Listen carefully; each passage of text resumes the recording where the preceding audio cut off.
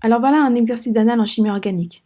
Donc tout d'abord, il faut regarder la réaction. On a un premier réactif, c'est un alcyne, donc triple liaison, qui va être monosubstitué parce qu'il y aura juste une substitution d'un côté et là, il n'y aura rien du tout, il y aura un hydrogène. Donc si tu n'es pas familier avec cette écriture, eh bien moi je te conseille de l'écrire ici sur ta feuille directement. 1, 2, 3.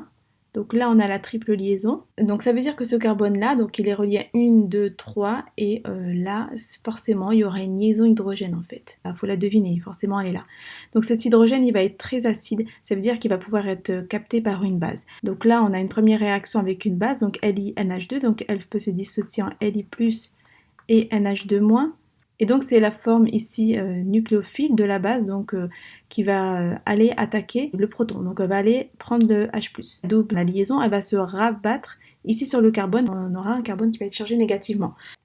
Il faut toujours écrire, hein, ce serait bien sur ton papier, que là il y a Li+ qui est à côté. Et du coup NH2 qui a capté le H+, eh bien il est devenu NH3. A priori ici c'est la molécule qui va être qu'on a appelée P1. Donc ensuite on aura une étape avec un réactif, donc ils le disent pas c'est lequel, donc c'est à nous de le chercher.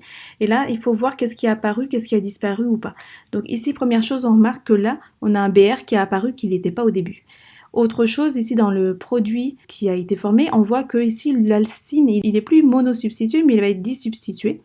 Donc ce qui fait que là on a rajouté en fait une chaîne à 1, 2 carbone. Plus ici le Br, donc on a un CH3 CH2, donc ça c'est la chaîne éthyle qui a été rajoutée au niveau de l'alcyne, et puis on a un Br.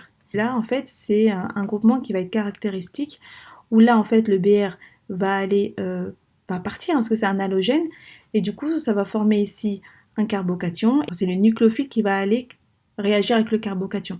Du coup on va former ici eh bien cette molécule, donc là on va la représenter comme ça, donc notre alcyne, et puis il a capté donc CH3, CH2. Ok, donc maintenant qu'on est là, donc ça c'est la molécule Q, hein, c'est la même chose mais c'est écrit d'une manière différente. Ensuite ici on a une étape ici, on nous met H2 avec un catalyseur de Lindlar. On va voir que ça va être une dihydrogénation. Donc ça veut dire qu'il y aura addition des hydrogènes. Donc cette addition, il faut le savoir, ça va être une addition qui va se faire de manière syn stéréospécifique, ça veut dire que les hydrogènes vont se mettre que d'un seul côté. Ici notre alcyne, et du coup les hydrogènes vont venir se rajouter du même côté de la double ou de la triple liaison. Donc ils vont se rajouter ici. Donc si on suppose, donc là ils se mettent devant, donc ils vont se mettre comme ça devant. Donc là les hydrogènes ils vont se mettre là. Donc on peut représenter comme ça un 1, 2, et là de l'autre côté aussi 1, 2. Donc là on voit bien que les hydrogènes se sont rajoutés du même côté de la double liaison, et du coup c'est ce qu'on appelle une réaction syn stéréospécifique. Donc ça c'est spécifique d'une hydrogénation. Maintenant on nous met le catalyseur de Lindlar. Donc une hydrogénation en fait elle peut continuer comme ça jusqu'à aboutir à une liaison simple. Sauf que quand on met le catalyseur de Lindlar, eh ben, il faut savoir que ça s'arrête uniquement au niveau d'un alcène. Hein, donc c'est-à-dire d'une double liaison, ça ne va pas aller plus loin, et ça va être caractéristique, ça va nous faire un alcène Z. Donc Z, hein, parce que ici les substituants les plus importants, ils sont du même côté. Donc ce qui est logique, puisque comme les hydrogènes se sont mis du même côté, eh bien tous les substituants se sont rapatriés du même côté aussi. On peut répondre aux premières questions. Ici la 86, on a vu que du coup oui ça pouvait marcher ce réactif-là, donc elle est vraie. Ensuite la 87, donc comme c'est une addition qui va être syn stéréospécifique, donc du même côté de la double liaison, c'est faux. Hein, donc on a cette réaction-là, on a ce produit-là, on n'aura pas ce qu'ils ont marqué eux. Maintenant on va continuer. Donc ça c'est la molécule R. Prochaine étape, on voit qu'on aura une réaction avec ici le réactif. Hein, là c'est caractéristique de ce réactif, en fait ici il y a un groupement qu'il faut savoir reconnaître, hein, c'est un groupement peracide. Et du coup quand on va faire réagir un peracide sur un alcène comme ça va former un époxyde. En fait, c'est en gros, hein, pas pour rentrer dans les détails, mais il faut juste connaître ce que ça donne comme produit. C'est cet oxygène qui va réagir d'abord avec la double liaison, ce qui fait qu'il y aura un réarrangement ici de la molécule, et on va se retrouver en fait avec une addition d'un oxygène. Donc là, on avait nos hydrogènes, et on a eu une réaction ici avec un peracide, ça a formé un époxyde. Donc un époxyde, en fait, c'est, comme j'ai dit, hein, c'est l'oxygène ici du peracide qui va réagir. Donc comme on avait ici ce produit-là, forcément on n'aura qu'un seul produit.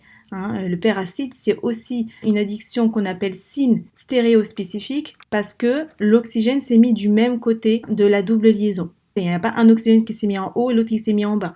Donc c'est pareil ici que la dihydrogénation, c'est ici la formation d'un peracide, c'est ce qu'on appelle une addition syn-stéréospécifique et en fait ce mécanisme il est ce qu'on appelle il est concerté, ça veut dire il se fait vraiment en même temps.